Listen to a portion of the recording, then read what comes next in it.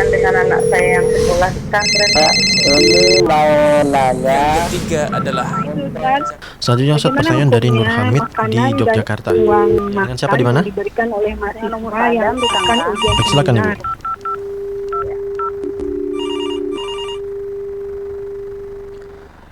Bismillahirrahmanirrahim. Assalamualaikum warahmatullahi wabarakatuh. Ahlan wa sahlan wa marhaban bikum. Alhamdulillah wassalatu wassalamu ala rasulillah wa ala alihi wa sahbihi wa man walah. Allahumma salli wa sallim ala nabiyina Muhammadin wa ala alihi wa sahbihi ajma'in, amma ba'd. Pemirsa Fatwa TV, penyimak dan juga pendengar dimanapun Anda berada, selamat berjumpa kembali, ahlan wa sahlan wa marhaban bikum dalam program live interaktif Bekal Muslim yang diampu oleh guru kita Ustaz Dr. Muhammad Arifin Badri MA Hafizahullah Ta'ala, yang merupakan salah seorang anggota merangkap Wakil Ketua Dewan Fatwa Perhimpunan Al-Irsyad. Sore hari ini seperti biasa di setiap Senin sore insya Allah kita akan buka kesempatan bagi Anda yang ingin bertanya, yang ingin interaktif, yang ingin telepon langsung kepada Ustadz, silakan kami buka di 0331 336652 atau di 0811 0821 706087. Dan seperti biasa juga pemirsa, Anda bisa bertanya melalui website kami, silakan akses di www.dewanfatwa.com. Sore hari ini sudah bersama kami di studio Fatwa TV Jember, kita sapa Ustadz Arifin. Assalamualaikum Ustadz. Waalaikumsalam warahmatullahi wabarakatuh. Insyaallah, gimana Ustadz? Masya Allah. Lama Antum gak ketemu Ustadz ya. sore ini nampak wah, luar biasa Mas. Biasanya biasa di luar Ustadz. Biasanya di luar, betul. Masya Allah. Ustadz, bagaimana nih kesibukan mahasiswa ini? Sebagian sudah KKN Ustadz ya? Ya, sedang KKN ya? Baru aja pulang dari Malang nih. Oh Masya Allah. Ya, nganter tim KKN. Oh Masya Allah Ustadz ya.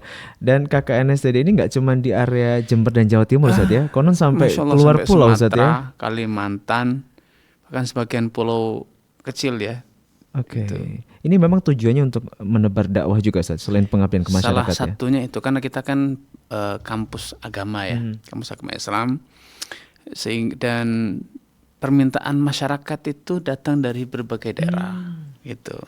Sehingga mengakomodir permintaan masyarakat dan juga keinginan mahasiswa. Mahasiswa nampaknya kalau hanya di Jember lagi bosen ya. gitu. Dinamikanya gitu-gitu lagi gitu kan. Terulang dan terulang, sehingga ketika keluar itu mereka mendapatkan satu pengalaman baru gitu. Semoga Ustadz Arifin gak bosen juga di Jember Ustadz ya? Alhamdulillah Allah enggak bosan. Jember terlanjur di hati. Masya Allah. Tapi Ustadz, barakallahu fikum.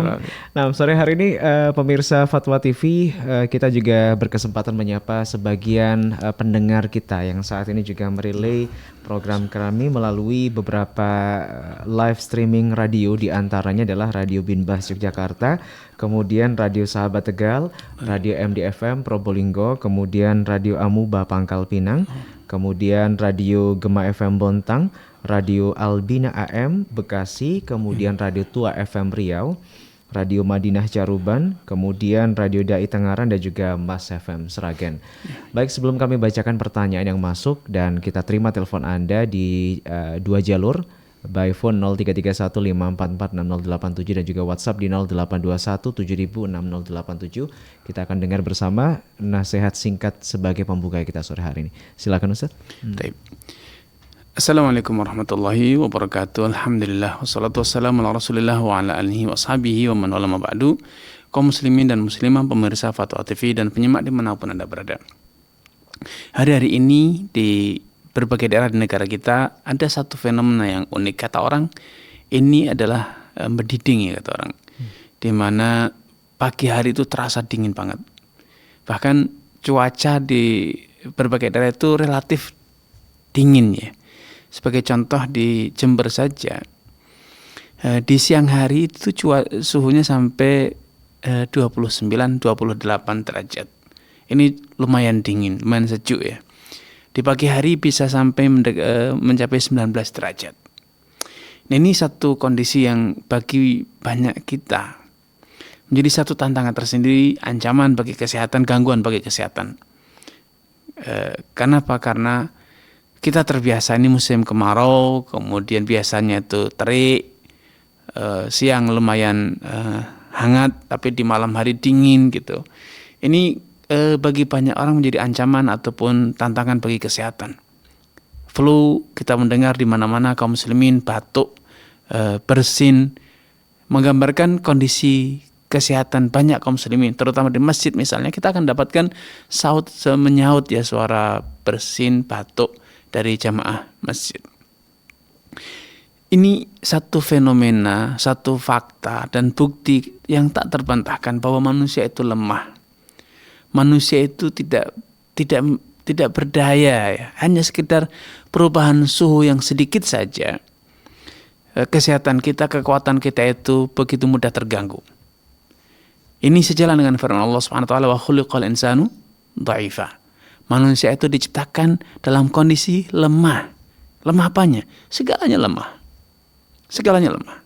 Hanya sedikit perubahan ritme kehidupan kita, terlambat makan, terlambat tidur, suhu udara yang naik sedikit ataupun turun sedikit, suhu tubuh yang naik sedikit, turun sedikit, itu sudah cukup mengancam kesehatan bahkan keselamatan manusia. Beberapa waktu lalu saya membaca berita di beberapa negeri bahkan sampai level kematian. Ribuan orang mati karena suhu udara yang ekstrim dingin katanya. Itu bukti bahwa manusia itu lemah. Karena itu ini sebagai warning, peringatan bagi kita. Mungkin selama ini kita merasa kita mampu malang melintang di muka bumi. Memiliki kekuasaan, kekayaan, kecerdasan, kemampuan ini dan itu. Namun ternyata faktanya semua itu bukan kita yang kuat. Tapi karena Allah SWT masih membiarkan kita malang melintang. Masih memberi kesempatan kita berbuat apa yang kita suka. Bagi Allah tidak ada yang susah untuk mengganti semuanya, membinasakan semuanya. Tidak ada satupun yang bisa menghalangi kalau Allah ingin menghancurkan, membinasakan seluruh penghuni bumi. Tanpa terkecuali. Karena itu ibadah Allah, kaum muslimin dan muslimah dimanapun anda berada. Momentum mendiding ini, momentum yang tepat bagi kita untuk bermuhasabah. Kalaupun kita saat ini sedang menderita demam, meriang, gangguan kesehatan, maka jadikan momentum ini sebagai teguran, sebagai cambuk bagi kita untuk introspeksi diri, tahu diri. Rahimallahu mra'an arafa qadra nafsihi. Semoga Allah SWT senantiasa merahmati siapapun yang pandai, yang tahu, sadar akan kapasitas diri sendiri. Tidak memiliki apa-apa, tidak memiliki daya apapun. Sehingga tidak ada yang layak untuk disombongkan, dibanggakan. Yang ada adalah tawadhu, iftiqar. Selalu menunjukkan kita itu butuh kepada pertolongan karena Allah SWT. Ya ayuhan nas, antumul fuqara ilallah, wallahu ghaniyun ankum. Wahai manusia seutuhnya, seluruhnya. Kalian semua itu dalam kondisi apapun, yang kaya, yang berkuasa, yang kuat, yang pandai, semua itu butuh kepada Allah SWT. Sedangkan Allah tidak butuh kepada siapapun dari kalian. Ini momentum yang tepat untuk kita jujur kepada Allah SWT bahwa kita senantiasa butuh pertolongan Allah, butuh karena Allah SWT, butuh pelindungan Allah. Kalau bukan karena pelindungan Allah, pertolongan Allah, niscaya kita telah binasa oleh faktor-faktor alam. Bisa cuaca, bisa angin, bisa badai, bisa petir dan lain sebagainya. Namun Allah SWT dengan segala dosa dan kelemahan, segala kelancangan yang kita lakukan, masih saja berkenan menunda dan memberi kesempatan bagi kita. Membuka dan bahkan menyeru, mengajak agar kita kembali ke jalan Allah Subhanahu wa ta'ala. Wa tubu ilallah jaman ayyuhal mu'minun la'allakum tuflihun. Orang yang beriman, hendaknya kalian semua segera bertaubat kepada Allah. Karena dengan taubat itu kalian niscaya akan menjadi orang-orang yang sukses. Semoga momentum ini menggugah kesadaran kita untuk menjadi orang-orang yang senantiasa tawadhu, rendah diri, sadar akan ketidakberdayaan di hadapan Allah Subhanahu wa ta'ala. Wallahu ta'ala alam. Nah, Ustaz, barakallahu fikum. Semoga bermanfaat untuk kita semuanya. Berarti sebenarnya dalam kehidupan ini fenomena seperti berdiding tadi, Ustaz ya. Fenomena-fenomena alam ini bukan semata-mata hanya siklus cuaca Ustaz ya. Ada hal besar kalau kita sebagai seorang yang beriman itu merenungi Ustaz ya. Ya, karena memang Allah sudah berjanji, sanurihim ayatina fil afaq wa fi anfusihim. Kami akan tunjukkan di alam semesta, fenomena alam semuanya ini, dan bahkan apa yang terjadi pada diri mereka sendiri, itu akan kami tunjukkan tanda kuasa kami, tanda keagungan kami. Sehingga sepatutnya kita itu sadar apapun yang kita lakukan, kita dalam kondisi sehat pun kita harusnya ingat bahwa itu adalah karena Allah Subhanahu wa taala. Kalau makan saja menjadikan kita kuat, bagaimana zat yang menciptakan makanan tidak butuh makan sehingga dia senantiasa kuat dan tidak pernah butuh bantuan siapapun, sedangkan manusia sekuat apapun tetap lemah gitu. Subhanallah. Barakallahu fikum. Taib, pemirsa Fatwa TV, kini giliran Anda. Kami berikan kesempatan yang ingin bertanya seputar bekal muslim. Kita sudah buka line telepon 033154460087 atau Anda bisa akses fasilitas WhatsApp call atau telepon via aplikasi WhatsApp. Ini bisa lebih murah dan mudah ya. Silakan catat nomor kami di 0821 7000 6087. Baik, sambil menantikan penelpon Ustadz, ada pertanyaan dari saudari Aulia Ustadz. Ustadz, afwan izin bertanya berkaitan dengan tips kurir ekspedisi itu. Bolehkah seorang guru menerima hadiah dari murid meski sudah diizinkan oleh lembaga Ustadz? Ya, baik, barakallahu fiikum wa tabarakallah. Semoga Allah SWT menampakkan taufik daripada Anda, keluarga dan juga seluruh pemirsa dimanapun Anda berada. Kalau memang lembaga memberikan izin kepada sebagian karyawannya untuk menerima tips atau menerima hadiah dari klien, baik itu siswa atau yang lainnya, maka itu kewenangan lembaga. Namun tentu izin semacam ini yang diberikan tanpa batasan yang jelas, ini akan merusak ketertiban, merusak profesionalitas dalam layanannya. Karena sangat potensi adanya pilih kasih dalam memberikan layanan, dalam menegakkan aturan, dan juga dalam sikap serta perilaku. Padahal ketika kita sudah menjadi pejabat ataupun pegawai, seharusnya memperlakukan klien siapapun itu, baik namanya siswa atau konsumen atau yang lainnya, itu secara profesional ya, rata, sama haknya. Kayak yang mereka bayarkan sama, hak mereka sama, kewajiban mereka sama. Adapun tindakan-tindakan, hadiah-hadiah yang diberikan di luar pungutan yang resmi, di luar kewajiban yang resmi, itu akan menjadikan sebagian orang atau penerimanya itu tidak profesional, pilih kasih, dan ini tentu merusak.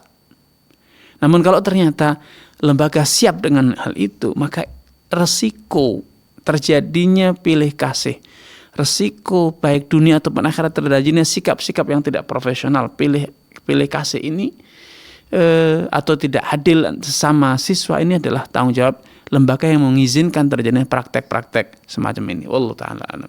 Nah, Ustaz, jadi ini juga lebih baik dihindari seperti itu. Seharusnya lembaga menertibkan. Ya, kalaupun membuka, seharusnya lembaga itu membuka untuk diberikan kepada sekolah, karena siapapun guru ataupun karyawan itu sebetulnya mereka tidak bertindak atas nama personal. Kalaupun dia guru yang bagus, lainnya bagus, memang itulah yang normalnya. Yang guru tidak profesional itu adalah abnormal. Sehingga ketika siswa memberikan apresiasi atas guru yang totalitas, yang bagus, itulah sebetulnya standar normalnya lembaga. Yang harus didapat oleh siswa itu seperti itu. Sehingga guru bertindak mewakili lembaga. Apresiasi itu harusnya diberikan kepada lembaga, dan kemudian lembaga terserah mendistribusikan apresiasi tersebut secara merata atau adil ya, profesional sesuai dengan kontribusi masing-masing karyawan. Karena kalaupun ada guru karyawan yang mungkin kurang bagus, apapun yang terjadi, mereka itu juga sudah punya peran dalam level tertentu dalam terlaksananya kegiatan belajar mengajar di sekolah tersebut. Nah, Ustaz, semoga bermanfaat ya untuk saudari Aulia yang bertanya. Kemudian kita menuju ke pertanyaan berikutnya, Ustaz, dari saudari Rita Umudiah.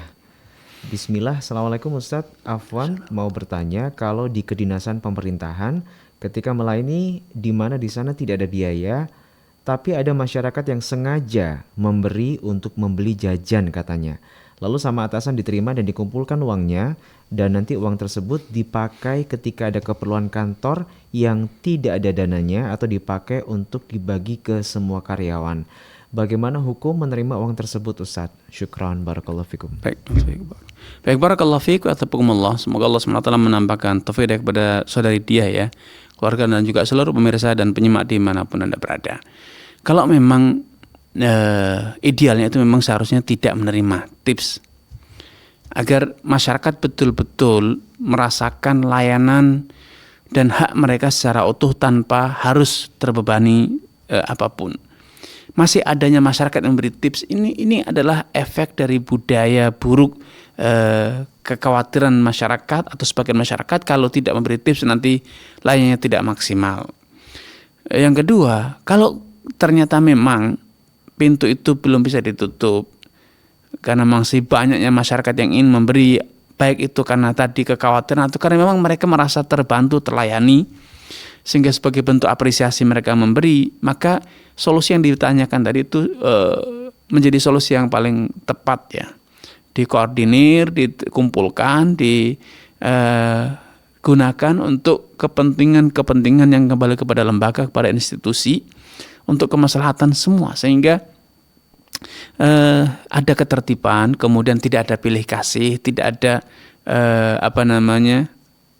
tindakan-tindakan yang tidak profesional. Dahulu di zaman Nabi SAW ada seorang lelaki namanya Ibnu Lutbiyah, ya dikenal dengan Ibnu Lutbiyah, ditugasi oleh Nabi SAW untuk memungut zakat. Kewajiban masyarakat adalah membayar zakat. Kewajiban petugas adalah memungut dan kemudian mendistribusikannya. Namun karena bisa jadi sebagian masyarakat itu terbantu dengan tertunaikannya zakatnya, terdistribusikannya zakat secara baik, dia merasa senang, maka memberi hadiah kepada petugas yang bernama Ibnu Lutbiyah tersebut. Ketika beliau pulang, beliau mengumpulkan, menyerahkan hasil harta zakat yang berhasil beliau kumpulkan kepada Nabi SAW. Dan kemudian apresiasi yang beliau dapat itu beliau katakan, ini adalah hadiah untukku. Nabi SAW murka, marah, dan beliau kemudian berpidato mengatakan, ma balu aqwamin ista'maltuhu ala amalin fi masta'malinillahu alaih. Kenapa ada sebagian orang yang aku beri tugas, menjalankan sebagian tugas yang Allah bebankan kepadaku. Kemudian ketika dia datang, dia mengatakan hadzali wa hadzalakum. Ini hadiah untukku dan ini adalah hasil kerjaanku. Aku serahkan. Kemudian Nabi memberikan satu kaidah. Hal jalasa fi baiti abi ummi. Kenapa dia tidak duduk saja di rumahnya, tidak usah menjalankan tugas ini, agar dia bisa tahu adakah orang yang memberi hadiah kepadanya atau tidak. Agar bisa dipisahkan siapakah dari masyarakat yang memberi hadiah karena dianya, karena personalnya, atau karena jobnya, karena pekerjaannya. Kemudian Nabi SAW memberikan penegasan, barang siapa yang aku tugasi falyaji bi qalili wa katsiri. Siapapun yang aku beri tugas, hendaknya dia menyerahkan semua yang dia peroleh, banyak ataupun sedikit, semua harus diserahkan. Nah, dari pernyataan ini bahwa Nabi SAW memberikan arahan agar petugas yang diberi hadiah itu menyerahkan seutuhnya semua yang dia peroleh, baik melalui jalur formal ataupun tadi seperti tips dan sejenisnya, itu diserahkan kepada yang berwenang untuk kemudian terserah kepada yang berwenang dalam hal ini untuk didistribusikan, dimanfaatkan sesuai dengan kemaslahatan pekerjaan, suatu kemaslahatan yang diputuskan oleh pimpinan. Karena itu di awal sudah disampaikan bahwa kalau memang lembaga, institusi kemudian mengakomodir adanya uang-uang tips semacam ini dan kemudian dikoordinir dan didistribusikan atau dimanfaatkan sesuai kepentingan pekerjaan, tuntutan profesionalitas kerja misalnya, untuk mengcover kegiatan-kegiatan yang tidak ada budgetingnya, maka ini adalah sebagai solusi yang terbaik ya. Walaupun idealnya ruang-ruang semacam ini lebih baik ditutup. Kalau masih ada yang memberi, maka tadi diberikan, dikoordinir dan dikumpulkan oleh lembaga untuk kemudian digunakan sebagaimana mestinya. Wallahu taala alam. Nah, Ustaz, semoga bermanfaat ya untuk Rita Umudia. Kadang sudah ada peraturan Ustaz dari mungkin pemerintah terkait kalau tidak boleh menerima pungutan. Betul. Khawatirnya itu dianggap pungli Ustaz. Betul, seperti ya, karena kadang saling mengerti gitu. Saling pengertian itu kadang saya tidak minta loh, tapi dari tindakannya yang tidak segera pergi itu ngode Ustaz ya. Satu isyarat seperti itu. Baik Ya Allah. Ustaz ya. Taib, barakallahu fikum, dan bentuk kepatuhan pada pemerintah ya manut Ustaz ya. Kalau Betul. memang tidak boleh memberikan tips ya sudah, tidak Betul. usah Ustaz ya. Betul. Belajar tega Ustaz ya. Taib, ada pertanyaan by phone pertama Ustaz sore hari ini dari Ummu Yodi di Pekanbaru Riau. Fatwa TV, Assalamualaikum. Waalaikumsalam warahmatullahi wabarakatuh. Iya, silakan Ummu Yodi. Ya, Assalamualaikum Ustadz. Waalaikumsalam warahmatullahi wabarakatuh. Silakan Ibu. Ya, izin melanjutkan pertanyaan dari member WhatsApp di Rosa Ustadz. Ya, silakan, Begini Ibu. pertanyaannya Ustadz. Apa hukumnya uang kas yang diadakan di sekolah yang dipungut setiap bulan? Gimana hukumnya Ustadz? Apakah Baik. kita harus membayar atau gimana? Udah Baik. Ustadz, itu aja. Syukron, jazakallah khairan. Assalamualaikum. Waalaikumsalam. Baik, barakallahu fiik. Barakallahu fiik wa athabakumullah kepada Ummu Yodi di Pekanbaru. Semoga Allah SWT menambahkan taufik kepada Ummu Yodi, keluarga dan juga seluruh pemirsa dan penyimak di manapun Anda berada. Ya, seharusnya sekolah menertibkan semacam ini. Namun kadangkala paguyuban wali kelas atau wali-wali siswa di kelas tertentu, mereka punya paguyuban, punya perkumpulan ya, punya pertemuan-pertemuan, akhirnya mereka mengumpulkan uang kas untuk kegiatan kelas tersebut secara khusus yang memang tidak dibiayai oleh sekolah. Kalau ini dilakukan secara sukarela, kesepakatan semua, maka itu satu hal yang bagus. Namun kalau ternyata ada sebagian wali siswa yang tidak mau membayar, ya jangan dipaksa. Karena itu di luar kesepakatan antara sekolah dan wali murid. Nah, kalau kemudian nanti ada kegiatan, ya pun demikian sebaliknya. Wali siswa yang tidak ikut berkontribusi ya seharusnya lapang dada untuk tidak mendapatkan itu. Karena memang mereka tidak ikut berkontribusi. Selama ketidakikutsertaan itu tidak mengurangi hak siswa. Kegiatan misalnya perpisahan, pertemuan, dan lain sebagainya yang tidak berhubungan dengan hak-hak siswa. Selama tidak mengurangi hak siswa dan kewajiban sekolah, maka berarti tidak wajib dibayarkan. Namun kalau sampai kemudian adanya uang kas itu dikaitkan dengan pelayanan, dengan pelaksanaan hak atau pemberian hak kepada siswa, tentu ini adalah praktek yang zalim. Tidak sepatutnya ini dilakukan karena itu pungutan di luar kesepakatan. Ya. Namun kegiatan ataupun aktivitas yang tidak sama sekali mengurangi hak siswa seperti wisata, seperti misalnya ramah tamah, yang itu di luar konteks pembelajaran ya, hanya sekedar kegiatan tambahan saja, perpisahan dan lain sebagainya, maka ya itu silahkan, namun tidak boleh dipaksakan. Sebagaimana yang tidak ikut berkontribusi ya juga tidak berhak untuk ikut serta dalam kegiatan-kegiatan semacam ini. Wallahu taala alam. Nah, Ustaz, barakallahu fikum. Semoga bermanfaat ya untuk Ummu Yodi, dan mungkin Anda yang bingung berkaitan dengan permasalahan uang kas nih ya. Kemudian penelpon kedua sore hari ini dari Jambi ada Ibu Dia. Fatwa TV, Assalamualaikum. Waalaikumsalam warahmatullahi wabarakatuh. Silakan Ibu Dia, satu pertanyaan untuk Ustaz. Afwan Ustadz mau bertanya, apa hukumnya kita menonton video, misalnya video masak Ustadz, tapi yang masak itu perempuan yang tidak menutup aurat. Apakah ketika kita menonton video itu berarti kita ridho dengan hal yang dia lakukan, Baik. dia membuka aurat Ustadz? Baik. Baik, terima kasih Ibu pertanyaannya. Baik, barakallahu fiik kepada Ibu Dia di Jambi. Semoga Allah SWT menambahkan taufik hidayah kepada Ibu, keluarga, dan juga seluruh pemirsa dimanapun Anda berada. Ini ada dua hal yang berbeda, tidak serta-merta saling bertautan antara menyaksikan dengan menyetujui atau merestui.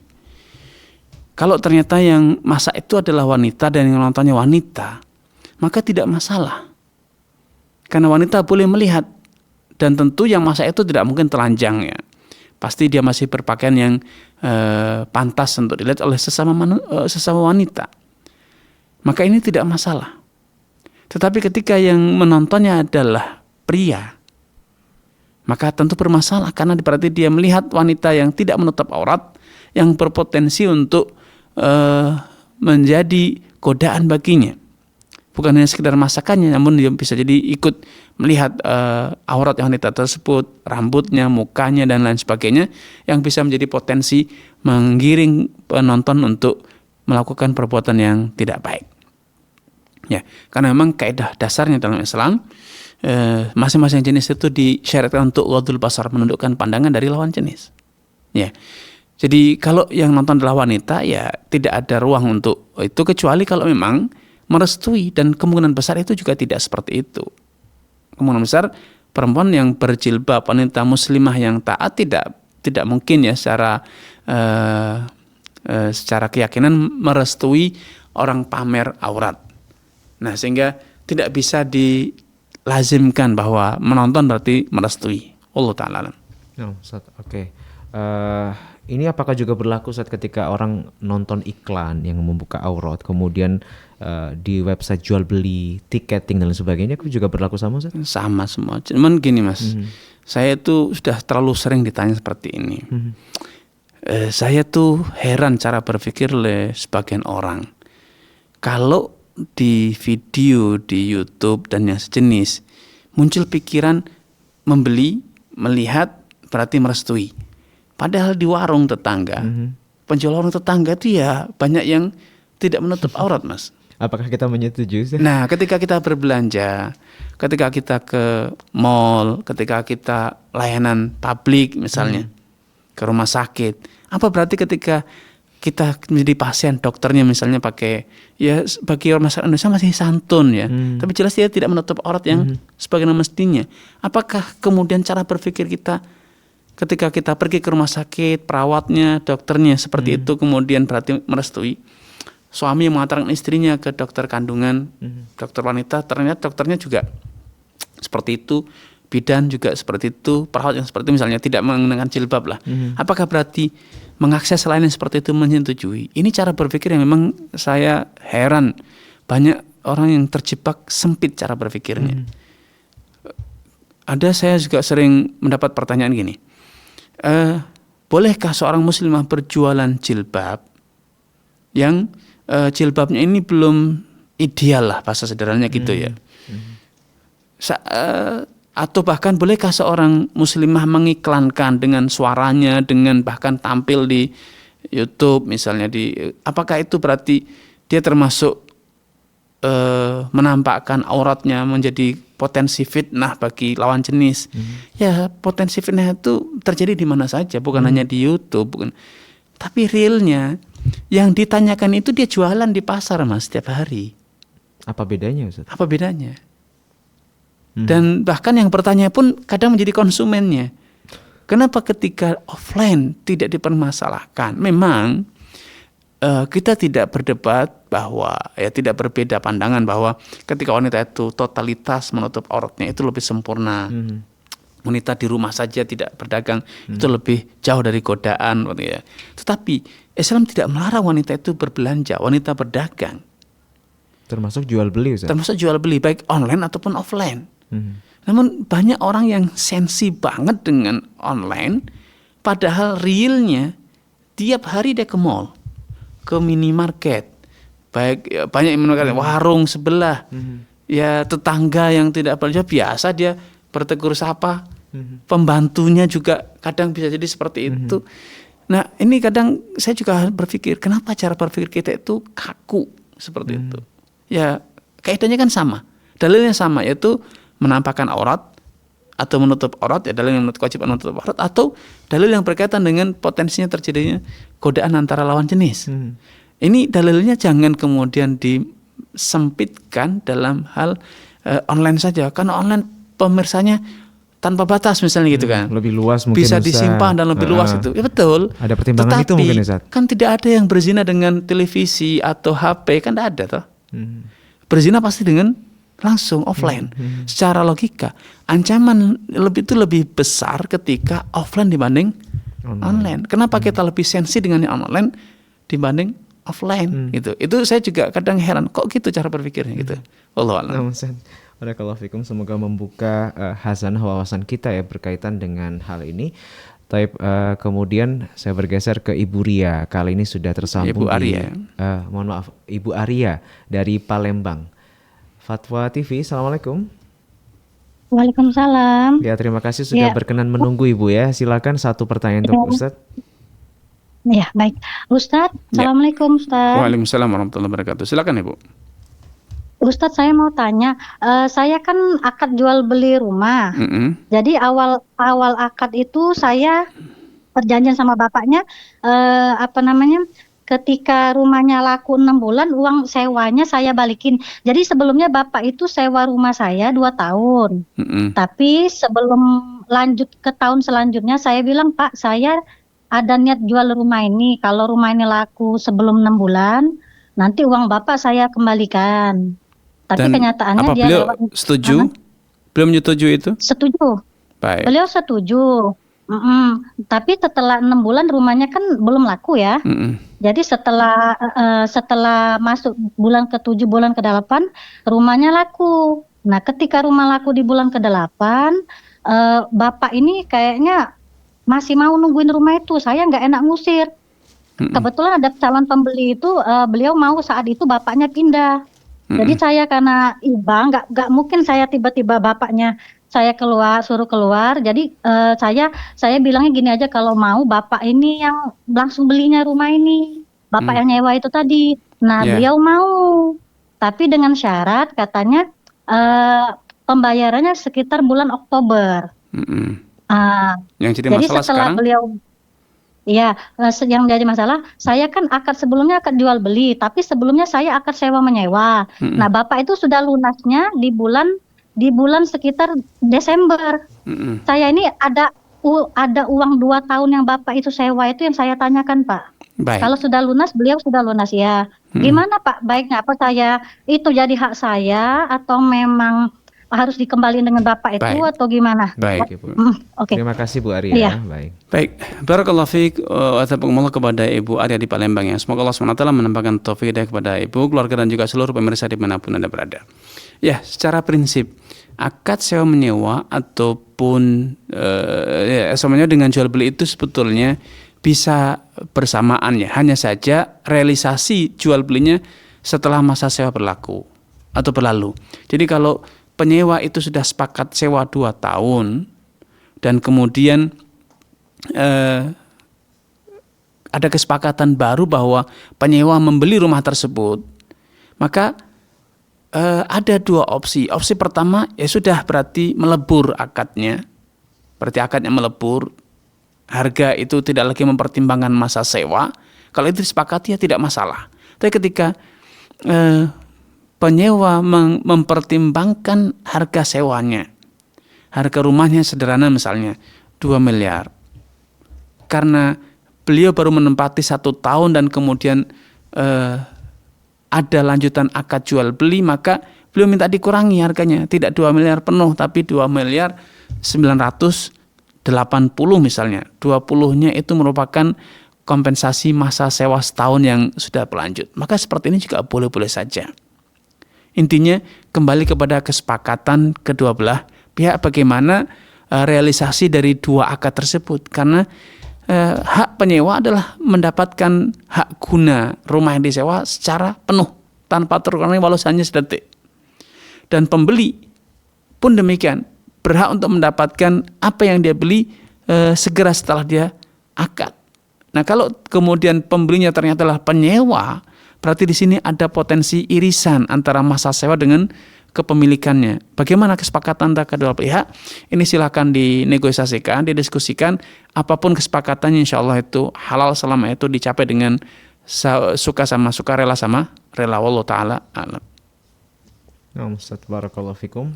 Semoga bermanfaat untuk penanya tadi, Ibu Arya yang bertanya di Palembang. Baik, masih ada waktu sekitar 20 menit ke depan. Anda bisa manfaatkan waktu sore hari ini untuk bertanya secara langsung kepada Ustadz ya di live interaktif Bekal Muslim, atau bisa telepon kami juga di jalur telepon apabila Anda mungkin mengalami kendala soal sinyal ya.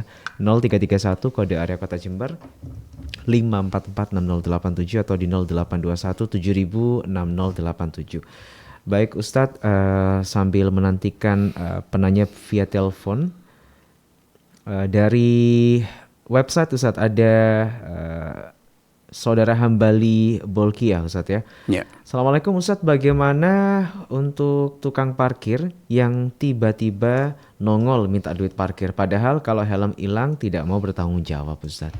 Parkir liar gitu loh sebenarnya Ustadz ya. Ya. Baik, barakallahu fiik wa atakumullah. Semoga Allah SWT menambahkan taufik kepada Anda, keluarga dan juga seluruh pemirsa di manapun Anda berada.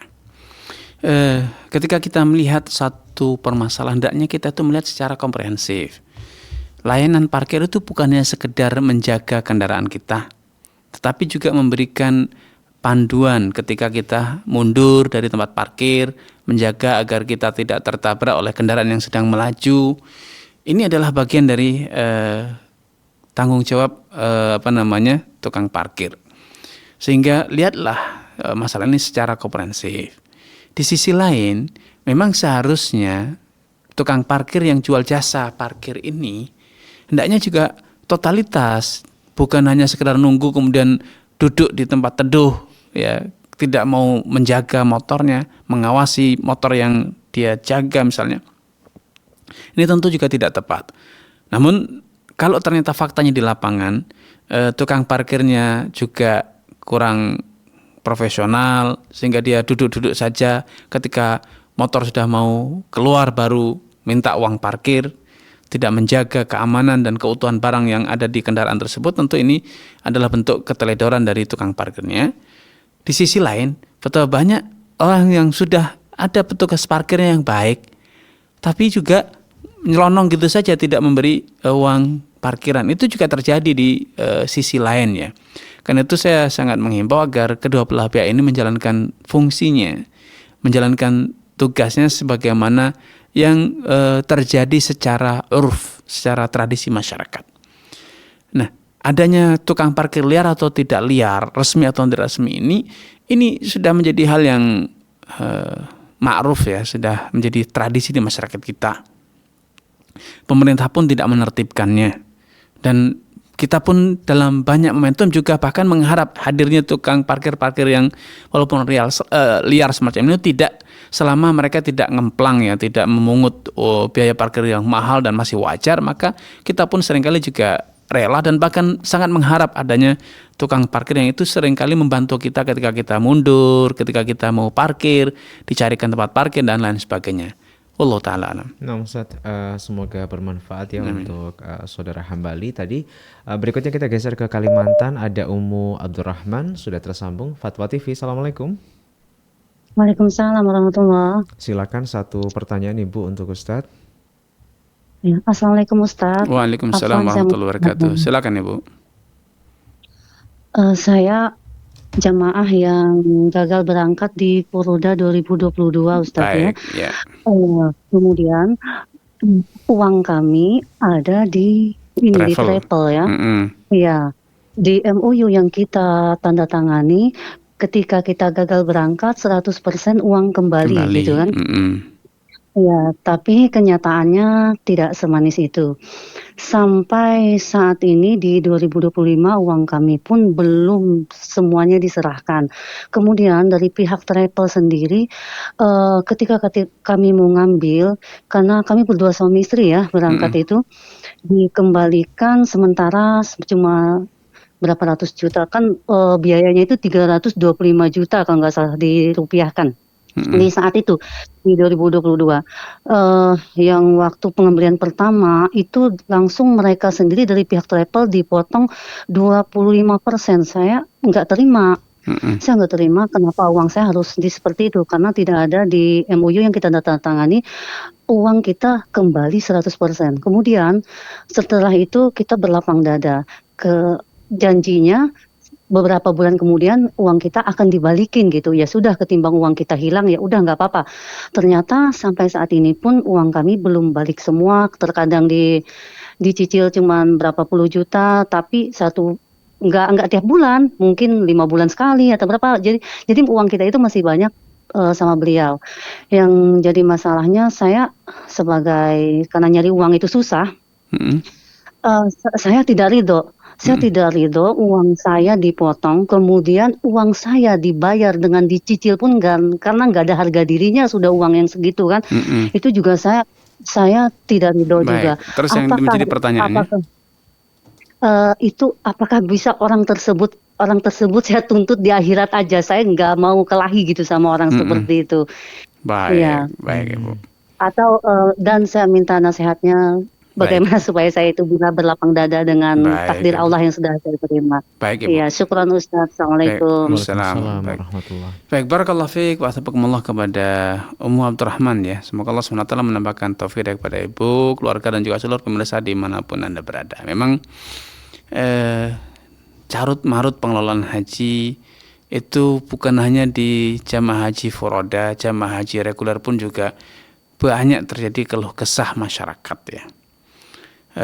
Namun kita persempit saja pada kasusnya Abdurrahman, bahwa memang Rasulullah SAW telah bersabda, al-muslimun ala syurutihim, setiap kaum muslimin itu seharusnya komitmen dengan kesepakatan yang telah dicapai. Ya ayyuhalladzina amanu aufu bil uqud, demikian kata Allah SWT.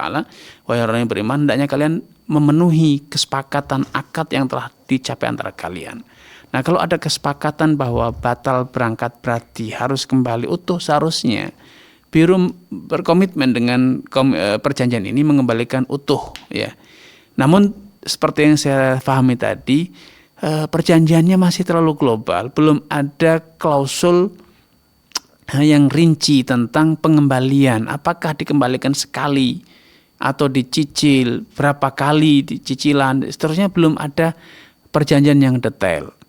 Ini adalah celah ya yang menjadikan pihak biro juga akhirnya memanfaatkan untuk kemudian melakukan cicilan-cicilan, dan kemungkinan besar biro pun dalam kondisi kesulitan keuangan, karena ketika gagal biasanya biro itu sudah membayarkan DP ke rekanan-rekanan dia yang ada di kota suci, ataupun juga sudah booking tiket dan lain sebagainya, yang itu mereka juga seringkali hangus.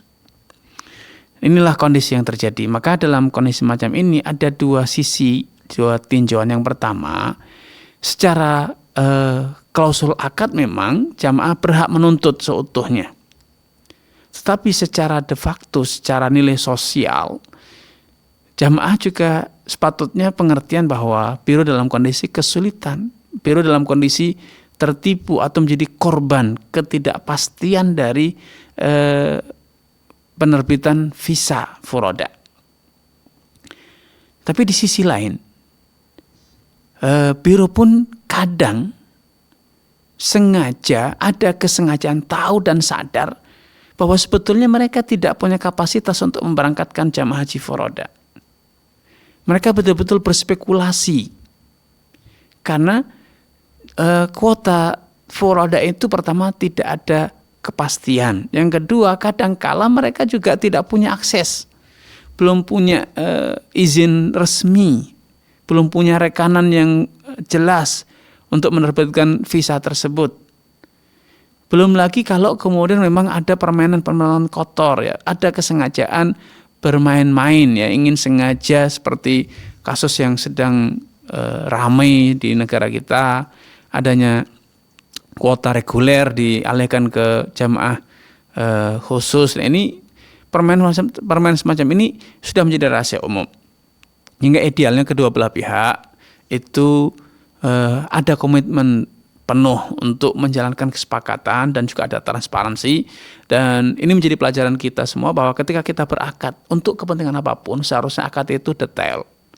Kalau berhasil seperti apa, kalau gagal seperti apa pun itu secara detail. Ya memang kadang kita bertele-tele, ya, tapi itulah adanya klausul-klausul yang detail itu sangat berfungsi ketika terjadi kondisi-kondisi semacam ini, kondisi emergensi. Untuk jawaban apakah boleh menuntut, ya memang selama ibu berhak mendapatkan pengembalian, ya berhak untuk menuntut di dunia ataupun di akhirat. Namun coba mari kita renungkan dengan seksama. Apa yang menjadikan ibu hari ini tidak mau ribut, tidak mau menuntut? Karena tidak ingin rugi lebih banyak kan? Tidak mau repot, tidak mau terbebani. Padahal kalau kita itu fokus pada, berorientasi pada keuntungan, maka memaafkan atau minimal memberi tangguh, itu pahalanya lebih sempurna dibanding terus kita ngedumel, dibanding kita terus terjebak dalam kekecewaan, terjebak dalam amarah. Ya, ketika kita memaafkan atau memberi tangguh itu akan pahalanya lebih sempurna. Tidak harus memaafkan, minimal memberi tangguh. Ya, wa in kana dzu usratin fanadhiratun ila maisarah. Kalau yang berutang itu dalam kondisi kesusahan, maka berilah tangguh sampai mereka mampu. Man andara mu'sirin, barang siapa yang memberi tangguh kepada orang yang kesusahan, maka Allah akan beri tangguh dia di hari kiamat dari dosa-dosanya. Maka secara logika, kalaupun ibu belum mampu memaafkan, masih pengen mendapatkan pengembalian uang tersebut, maka dengan ibu berlapang dada, sudah terjadi, ibu marah, ibu kecewa, ibu sakit hati, ibu menuntut pun juga uangnya tidak kembali. Tetapi ketika ibu berlapang dada, ya ini musibah kita semua, biro pun musibah, ibu juga musibah. Tapi dengan ibu memberi tangguh, ya sudah, tidak apa-apa, kapanpun mampu segera kembalikan, itu akan lebih nyaman di hati. Toh faktanya juga demikian. Dan ibu juga dengan berlapang dada semacam ini, pahala itu akan lebih besar di akhirat, keberkahan itu akan lebih nyata di dunia, dan juga ibu tidak kemudian terbebani secara psikologi dan mental. Allah Ta'ala alam. Ustaz, barakallahu fikum. Tapi menuntut pun boleh sebenarnya, ya, boleh. Itu hak beliau, Ustaz, ya. Sudah, itu tidak ada perbedaan di situ. Dituntut di dunia, di pengadilan pun boleh. Tapi kan tadi ibu sudah katakan tidak ingin rame. Sehingga semakin jauh kerugian yang terjadi, psikologi, waktu, tenaga. Ya itu terjadi ketika kita ingin nuntut pun juga terus terbebani dengan beban mental gitu. Tipsnya untuk travel apa, Ustaz? Seharusnya banyak travel ini yang abal-abal. Pertama ya, memaksakan diri. Kedua, tidak transparan dengan kejadian yang sebenarnya. Berarti kemudian sudah tahu di awal akan ada konsekuensi ini. Kemungkinan travel itu seharusnya sudah tahu itu. Terlalu berani dalam mengambil resiko. Ya. Padahal korbannya bukan hanya dia. Padahal kalau dia tahu bahwa dia tidak punya cukup uang untuk mengembalikan kerugian jamaah, seharusnya dia lebih baik mundur ya daripada menjerumuskan jamaahnya pada kondisi macam ini. Wallahu ta'ala. Baik Ustaz, barakallahu fikum, dan lebih berhati-hati juga membeli travel tentunya ya. Yeah. Baik, berikutnya ada Pak Alam dari Sumatera Barat. Fatwa TV, Assalamualaikum Pak Alam. Waalaikumsalam. Ya, silakan Pak, satu pertanyaan untuk Ustaz. Izin bertanya Ustaz. Ya, silakan Bapak. Saya kan dulu itu pernah ketemu Al-Quran yang qadarullah itu kena kencing tikus gitu kan. Setelah itu saya baru sadar untuk tentang perkara tersebut baru beberapa tahun gitu. Ya, terus saya lihat itu baunya sudah hilang. Dari bercak-bercak sih masih ada gitu, tapi saya pikir itu sudah berubah menjadi zat lain lah, karena kan saya yakin tentang itu gitu. Dan saya ingat juga kaidah tentang keyakinan tidak bisa dikalahkan oleh keraguan gitu. Namun pada saat sama, karena saya adalah pribadi orang yang was-was gitu kan ya, saya berpikir bahwa kan saya yakin itu kena gitu. Itu bagaimana Pak ya kena tentang kasus saya, apa yang harus saya lakukan gitu. Baik, terima kasih Pak Alam. Baik, barakallahu fiik wa taqabbalallahu kepada Pak Alam ya di Sumatera Barat. Semoga Allah SWT menampakkan taufik pada Pak Alam, keluarga dan juga seluruh pemirsa dimanapun Anda berada. Ya, memang ada solusi yang paling efektif. Kalau kita sudah tahu itu terkena najis,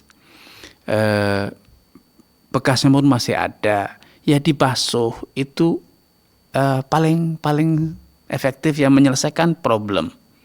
Karena berarti kita yakin terkena najis, dibasuh, maka yakin menjadi suci.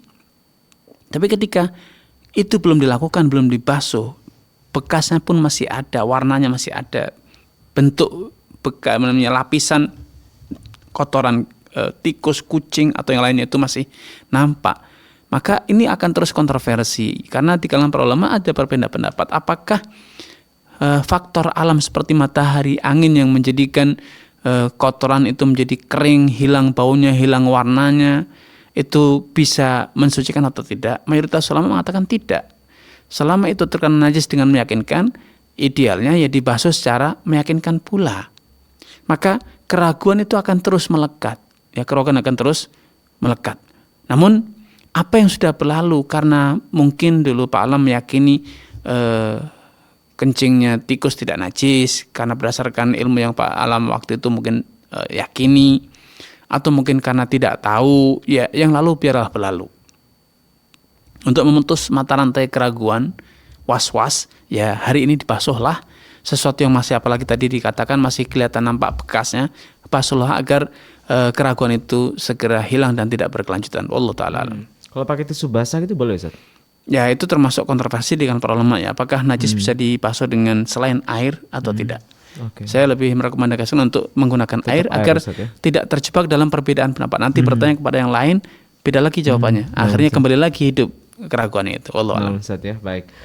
Kita ke penelpon terakhir. Ada Ibu Hilda di Padang. Fatwa TV. Assalamualaikum Bu Hilda. Waalaikumsalam warahmatullahi wabarakatuh. Ya, silakan satu pertanyaan Ibu. Ya, terima kasih. Assalamualaikum Ustadz. Waalaikumsalam warahmatullahi wabarakatuh. Silakan Ibu.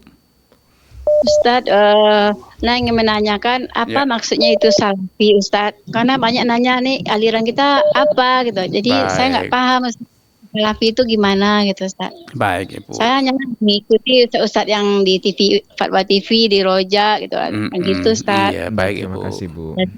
Jazakumullah khairan. Assalamualaikum warahmatullahi wabarakatuh. Waalaikumsalam. Baik, barakallahu fiik wa taqabbalallahu kepada Ibu Hilda di Sumatera Barat ya. Semoga Allah SWT Ibu menambahkan taufik kepada Ibu, keluarga dan juga seluruh pemirsa dimanapun Anda berada. Salafi itu adalah sebutan yang seringkali digunakan untuk menggambarkan umat Islam yang berkomitmen totalitas untuk mengikuti metodologi ulama-ulama terdahulu, para sahabat, para tabi'in dalam menjalankan agama, dalam memahami agama, dalam mendakwahkan agama. Karena tentu para sahabat, para tabi'in mereka lebih dekat kepada kebenaran dalam pemahamannya, dalam prakteknya, dalam tata cara menjalankan dan mendakwahkan agama. Kenapa? Karena para sahabat dibimbing oleh Nabi SAW dalam memahami Al-Quran, memahami hadis, mengamalkan dan mendakwahkannya. Para tabi'in pun demikian, dibimbing oleh para sahabat dalam memahami, mengamalkan dan mendakwahkan. Sehingga ketika kita berusaha memverifikasi, memfilter praktek agama kita, pemahaman agama kita disesuaikan dengan pemahaman para sahabat, pemahaman para tabi'in, maka itu lebih potensi mendekati pada kebenaran. Itulah yang seringkali di masyarakat, di medsos disebut dengan salafi. Salafi bukan kelompok tertentu. Salafi adalah metodologi dalam memahami, mengamalkan dan mendakwahkan agama, berusaha untuk sedekat mungkin, seidentik mungkin dengan apa yang dipahami, diajarkan oleh para sahabat, tabi'in dan ulama-ulama terdahulu. Ini adalah metodologi ya, bukan organisasi. Namun perlu difahami bahwa metodologi itu hanya layak diklaim oleh orang yang punya ilmu, punya kapasitas untuk memahami dalil, mengajarkan dan mendakwahkan. Adapun masyarakat umum cukup tidak usah berdebat dalam metodologinya, yang penting kita percaya dengan guru kita, siapa yang mengajar kita, sudah cukup. Tidak usah terjebak dalam perdebatan yang kita tidak tahu dasarnya apa dan bagaimana. Akhirnya kita terjatuh dalam debat kusir yang tidak efektif, hanya sekedar memantik permusuhan, kebencian dan saling mencibirkan. Tentu itu tidak kondusif ya. Wallahu taala alam. Nah, Ustaz, barakallahu fikum. Ini jadi pertanyaan sebagai jawaban terakhir Ustaz. Masya Allah, barakallahu. Terima kasih Ustaz, jazakumullah khairan. Dan kita juga sampaikan terima kasih bagi seluruh pemirsa Fatwa TV sore hari ini yang telah membersamai kami dalam program Live Interaktif Bekal Muslim bersama dengan Dr. Muhammad Arifin Badri MA Hafizahullah Ta'ala. Dan pemirsa Fatwa TV kami informasikan nanti malam dan juga sore ini ya, sesaat lagi pukul 17 waktu Indonesia Barat akan hadir program Live Interaktif Fikih Praktis Ilmu Waris dan Problematika Keluarga bersama dengan Ustadz Nizar Sa'ad Jabal LCMPD. Kemudian malam nanti insya Allah akan hadir konsultasi Islam bersama Dr. Musyafa dari NMA pukul 20 waktu Indonesia Barat. Informasi-informasi lain Anda juga bisa follow akun-akun sosial media kami dan juga program-program Fatwa TV lainnya dari hari Senin sampai dengan hari Jumat di waktu dan jam yang telah dijadwalkan. Kita juga undang Anda untuk menjadi bagian dari dakwah kami dengan mengirimkan donasi kontribusi Anda dalam syiar dakwah Fatwa TV di nomor rekening yang saat ini terpampang di layar kaca Anda. Atas bantuannya kami sampaikan terima kasih. Jazakumullahu khairan wa barakallahu fikum. Akhirnya kami mohon pamit, terima kasih dan sampai jumpa kembali dalam program Live Interaktif berikutnya. Wassalamualaikum warahmatullahi wabarakatuh.